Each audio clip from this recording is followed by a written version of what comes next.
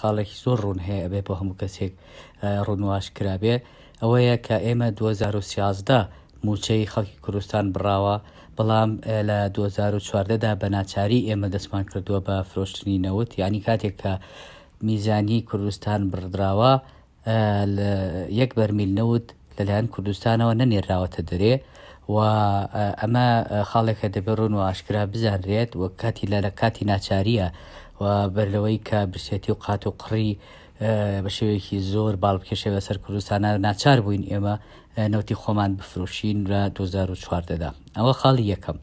خاڵی دووەم، هیچ دەقێکی دەستوری نییە باسی ئەوە بکە و ڕێگە بدا کە موچەخۆرانی خۆت عقوبەیەکی گشتی و سزایەکی گشتی وا بسەپێنی بەسەریدا لەبەر هیچ حەجەتێک. تەنانەت کاتێک کە داعش دەستی گرتبوو بەسەر پارێزگای نێنەوادا، حکوومەتی عێراقی موچە و شایستەدارایەکانی دەنارد بۆ فەرمانبەرانی ژێردەستی داعش، یعنی ئێمە داعش لێرەدا گەر لە بەریەکڕانان بکەین، یعنی ئەگەر حکوومەتی هەرێمی کوردستانیش بڕێکەوتنێک نەیکرد بێ لەگەڵ نەیتوانی بێ لەبەر پاشەلکاریەکانی دەوڵەتی مرکزی، حکوومەتی مرکزی بەقا کە پاشەلکاری کە دەخەکانی کردووە، نەتوانرابێ گەیشت بێتین بە ڕێکەوتنێک.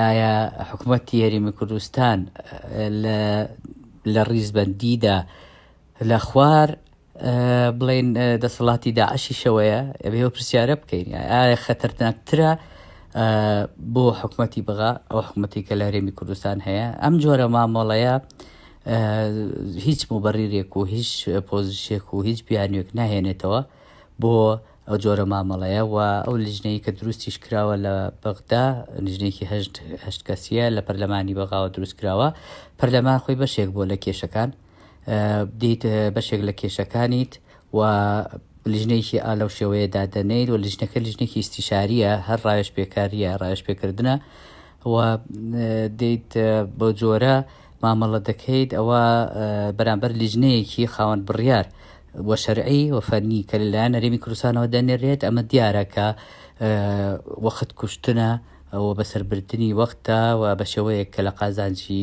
هیچ لایەکدا نییە بەڕاستی.